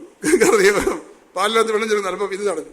അപ്പോൾ ഈ പാലാഴി കടഞ്ഞ അമൃതം കൊണ്ടുപോയി, അമൃതം കടഞ്ഞുകൊണ്ട് ദേവന്മാരങ്ങ് ഇന്ദ്രപ്രസ്ഥത്തിൽ പോയി. അവിടെ ചെന്ന് കഴിഞ്ഞപ്പോൾ ഈ അമൃതം ഉണ്ടാക്കി കഴിച്ചാൽ പിന്നെ ഇവരൊരിക്കലും മരിക്കുകയില്ല. അപ്പം ഉണ്ടാക്കി കഴിച്ചാൽ മരണമില്ലാത്തതാണ്. ഈ അസുരന്മാർക്ക് അസൂയായി. അവൽ ഗുരുത്തം കേട്ട ഒരുത്തം ചെന്നിട്ടെന്നറിയാവും, ഈ അപ്പം ഉണ്ടാക്കിക്കൊണ്ടിരിക്കുന്ന ഈ ഇന്ദ്രപ്രസ്ഥത്തിലെ ഒരു ദേവൻ്റെ കയ്യിൽ നിന്ന് ചട്ടുകം വാങ്ങിച്ചിട്ട് അവൻ്റെ കഴുത്തിൻ്റെ ഓങ്ങ് കൊടുത്തു. തല തെറിച്ചു പോയി. തല 1.5 മണിക്കൂർ സമയം കിടന്ന് പിടഞ്ഞു ദേവൻ്റെ. അതിനെ ഇന്ദ്രന്മാർ ശപിച്ചപ്പോൾ അത് ദിവസത്തിൻ്റെ ശാപസമയമായി, ദോഷസമയമായി. പക്ഷേ എൻ്റെ ചോദ്യം, അങ്ങനെയാണെങ്കിൽ ഒരു ദിവസമല്ലേ ഇന്ദ്രൻ മരിച്ചുള്ളൂ. മരിച്ചപ്പോൾ ആ കൃത്യം ദിവസം തിങ്കള മുതൽ ഞായറാഴ്ച വരെ ഇങ്ങനെ ഓരോ സമയം മാറി വരുന്നെങ്ങനെയാ അത് മരിച്ചു. ഇതാണ് രാഹു. വിശ്വാസി ആരും രാഹു നോക്കില്ല. പറയാം, ഒറ്റ കല്യാണത്തിനും രാഹുവിൻ്റെ സമയത്ത് ഇറങ്ങുന്നില്ല. എന്തെങ്കിലും ഫോട്ടോ പിടിച്ചോണ്ടോ പടം പിടിച്ചോണ്ടോ അല്ലെങ്കിൽ കഥ പറഞ്ഞുകൊണ്ടോ ഒക്കെ ഇരിക്കും. ഇത് കഴിഞ്ഞാൽ രാഹുവും കൂടി നോക്കി ഇറങ്ങുന്നു. വീട് കൂതാശയ്ക്ക് പ്രവേശനത്തിന് പാല് കാച്ച് എവിടെയെങ്കിലും നമുക്ക് വേദോസത്തിൽ അങ്ങനെ ധർമ്മമുണ്ടോ? അപ്പം ഞാൻ പറഞ്ഞത്, ഇങ്ങനെയുള്ള നിരവധി പാരമ്പര്യങ്ങൾ നമ്മൾ അറിഞ്ഞുകൊണ്ടോ അറിയാതെയോ നമ്മിലേക്ക് നുഴഞ്ഞു കയറിയതും അല്ലെങ്കിൽ നാം അനുവദിച്ചു കൊടുക്കുന്നതുമായിട്ടുള്ള വചനത്തിന് അടിസ്ഥാനമില്ലാത്ത ആചാരാനുഷ്ഠാനങ്ങൾ വിശ്വാസികളായ നമ്മുടെ ഇടയിലും സ്ഥാനം പിടിച്ചിട്ടുണ്ട്. എന്നാൽ ഇതിനെ ഓരോ ദിവസവും ഇത് വർദ്ധിച്ചു വരുന്നേ ഉള്ളൂ, കുറയുന്നില്ല. ദൈവവചനം കൃത്യമായി അനുഷ്ഠിക്കാൻ പറഞ്ഞിട്ടുള്ള വചനത്തിൽ അധിഷ്ഠിതമല്ലാത്ത യാതൊരു മാനുഷിക പ്രമാണങ്ങളും വിശ്വാസികൾ അനുഷ്ഠിക്കേണ്ട ആവശ്യം ഇല്ലെന്നാണ് ദൈവം പറയുന്നത്. അതിനെ സ്വാതന്ത്ര്യത്തിൻ്റെ ആത്മാവുള്ള ആരാധന പറയാനും സാധിക്കത്തില്ല. അപ്പോൾ ഇങ്ങനെ നിരവധി കാര്യങ്ങളുണ്ട്. പണ്ട് ആർക്കെ പറഞ്ഞ പോലെ ആശയങ്ങൾ ഏറെ കീശയിലുണ്ടെങ്കിലും അത് പറയാനുള്ള സമയം വളരെ പരിമിതമാകിയാൽ ഇത് നീട്ടിക്കൊണ്ട് പോയി നിങ്ങളെ വിഷമിപ്പിക്കാൻ ഞാൻ ആഗ്രഹിക്കുന്നില്ല. ഞാനും നിർത്തുകയാണ്. പക്ഷേ ഇങ്ങനെയുള്ള വിഷയങ്ങളൊക്കെ സംസാരിക്കുമ്പോൾ പല ക്ലാസ്സുകൾ വെക്കണം. എന്നെ തന്നെ വിളിക്കണം നിർബന്ധം പറയും. ഇത് പറയാൻ ധൈര്യമുള്ള ആരെങ്കിലും വിളിച്ചാൽ മതി, എനിക്കറിയാം. പിന്നെ എന്നെ വിളിച്ചാൽ ഞാൻ പറയും. അപ്പോൾ ഇതിങ്ങനെ കൃത്യമായി മനസ്സിലാക്കാം. ഇങ്ങനെ വരുമ്പോൾ നമ്മളും അറിഞ്ഞുകൊണ്ടോ ഡയറക്റ്റ്ലി ഓർ ഇൻഡയറക്റ്റ്ലി നമ്മൾ ഇൻവോൾവ് ചെയ്തിരിക്കുകയാണ് പല പാരമ്പര്യങ്ങളും. അപ്പോൾ ഈ പാരമ്പര്യങ്ങൾ നമുക്കുണ്ടായിരിക്കുകയും നമ്മൾ പറയുന്നത് നമുക്കൊരു പാരമ്പര്യവും ഇല്ലാത്ത കുടിവരവാണ്. ഇതിന് പറയുകയാണ് നല്ല വ്യർത്ഥവും പിതൃപാരമ്പര്യമുള്ള തലമുറയിൽ നിന്നാണ് നമ്മളിങ്ങോട്ട് വന്നിരിക്കുന്നത്. മറ്റൊരു അക്ഷരികമായി ഇത് പാലിക്കുന്നു. നാം അനുവാദം കൊണ്ട് ഇതിനെ എന്ത് ചെയ്യുന്നു? സമ്മതിക്കുന്നു.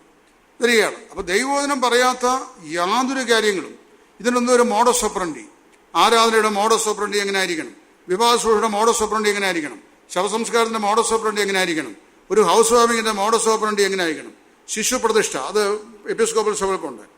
നമുക്ക് അങ്ങനെ വലിയ എഴുതുന്നതിനുണ്ടോ? ഒരു കുഞ്ഞിനെ എടുത്ത് പ്രാർത്ഥിക്കാൻ കഴിയുന്ന ഒരാൾ പ്രാർത്ഥിക്കണം, ഇത്രയേ ഉള്ളൂ. അപ്പോൾ ഇതൊന്നുമില്ല. പക്ഷേ ഇതെല്ലാം നമ്മൾ ആചാരപരമായി സ്വീകരിച്ചിട്ട് പിന്നീട് വരുന്നതറിയാമോ, ഒരു തലമുറ ആ കാര്യം ചെയ്തിട്ട് നെക്സ്റ്റ് ജനറേഷൻ അത് ചെയ്യാതിരുന്നാൽ നമ്മളെ വിപരീത ഉപദേശക്കാരായിട്ട് മുദ്രകുത്തും. ഡോക്ടർ വാരൻ ഡബ്ല്യു വിയേഴ്സ്ബി അദ്ദേഹം സ്പിരിച്വാലിറ്റിയെക്കുറിച്ചൊരു ഡെഫിനേഷൻ പറഞ്ഞിട്ടുണ്ട്. Spirituality has been an experience to the first generation. ആത്മീയത ഒന്നാം തലമുറയ്ക്ക് ഒരു അനുഭവമായിരുന്നു. 2, an inheritance to the second. ഒന്നാം തലമുറ രണ്ടാം തലമുറയ്ക്ക് കൈമാറിയ അവകാശമാണ് ഏത്? ഈ spirituality. Second, inheritance to the second generation, a convenience to the third and a nuisance to the fourth. മനസ്സിലായോ? അദ്ദേഹം പറഞ്ഞേക്കുന്നതാണ്. അപ്പം എനിക്ക് വളരെ അർത്ഥവത്തായി തോന്നി. എന്നിട്ട് അദ്ദേഹം പറഞ്ഞു, the first generation claim the pray, the first generation battled the ground and the second generation claimed the prey and third generation spoiled it. വളരെ അർത്ഥവത്തായ സ്റ്റേറ്റ്മെൻറ്റാണ്. അപ്പം നമ്മൾ ആരെങ്കിലും ഏതെങ്കിലും നിലയിൽ ഔപചാരികമായി ദൈവവചനം കൽപ്പിക്കാത്ത ചില സമ്പ്രദായങ്ങൾ വെച്ചിട്ട് ഈ സമ്പ്രദായങ്ങൾ കൂടെ നിങ്ങൾ വിധേയപ്പെട്ടെങ്കിൽ മാത്രമേ നമ്മുടെ ശിഷ്ടം ശരിയാവുള്ളൂ എന്ന് നിർബന്ധിച്ചാൽ മാനുഷികമായ അത്തരം കൽപ്പനകളെ നമ്മൾ അനുസരിക്കേണ്ട ആവശ്യം നമുക്ക് ഇല്ല. ദൈവവചനം അങ്ങനെ പറഞ്ഞിട്ടുണ്ടെന്ന് പരിശോധിക്കുക. ദൈവവചനം പറഞ്ഞിട്ടുണ്ടെങ്കിൽ അനുസരിക്കുക, അല്ലെങ്കിൽ വ്യക്തി സ്വാതന്ത്ര്യം അനുസരിച്ച് അനുസരിക്കാതിരിക്കുക. ദൈവം നമ്മെ സഹായിക്കും.